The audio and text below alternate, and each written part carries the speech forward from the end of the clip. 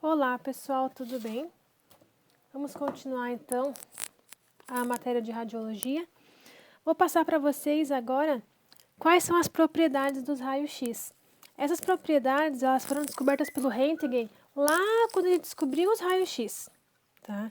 E elas permanecem até hoje, que apesar dela ter evoluído bastante a radiologia, a formação da imagem continua ainda da mesma forma.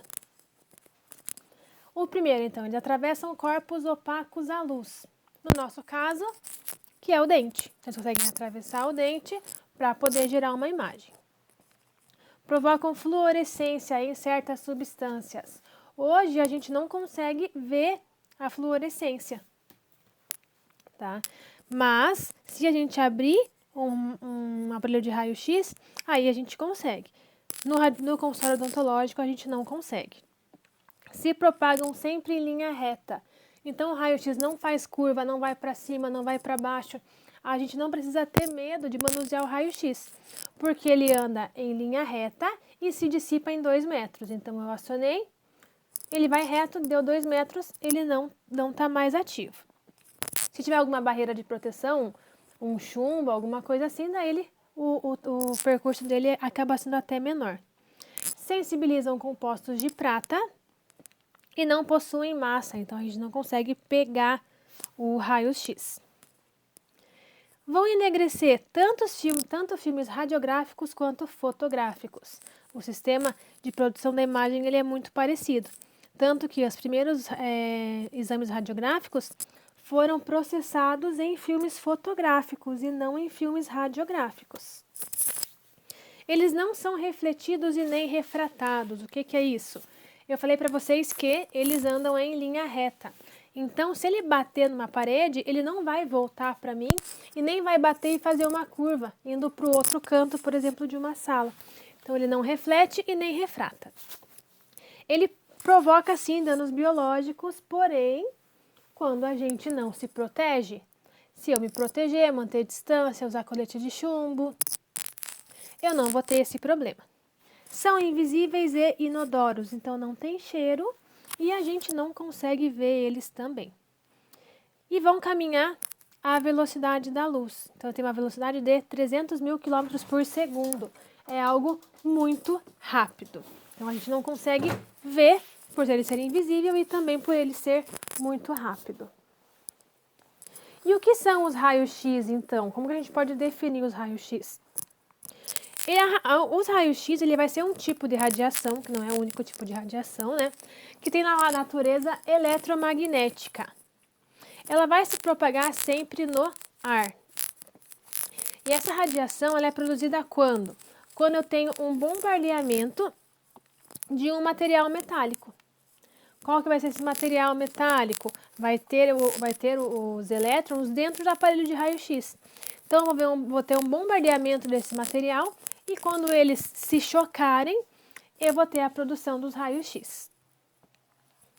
Para que serve, então, os raios-x? Hoje, no consultório, a gente usa o raio-x para todos os procedimentos. Praticamente, é muito raro algum tratamento que a gente não use os raios-x. Vou colocar alguns exemplos aqui para vocês.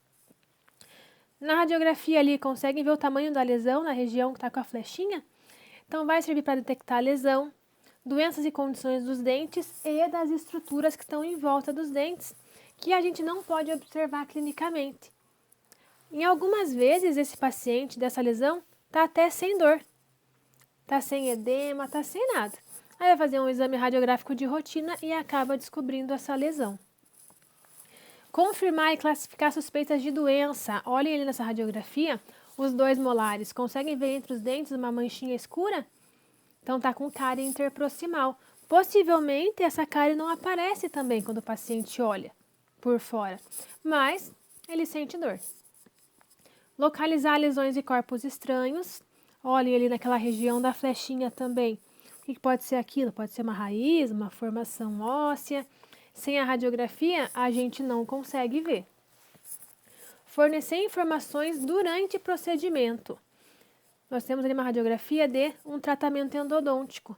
Então, o paciente está fazendo o tratamento endodôntico, o dentista precisa radiografar para verificar o comprimento dos canais, se a lima está bem certinha ou não. Avaliar crescimento e desenvolvimento.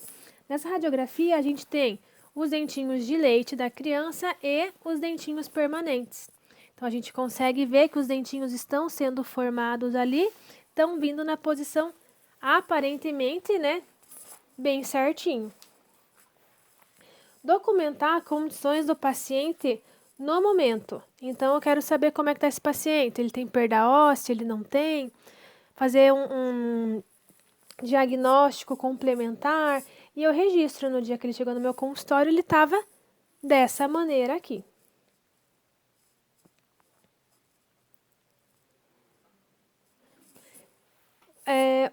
Onde mais que a gente pode usar a radiação?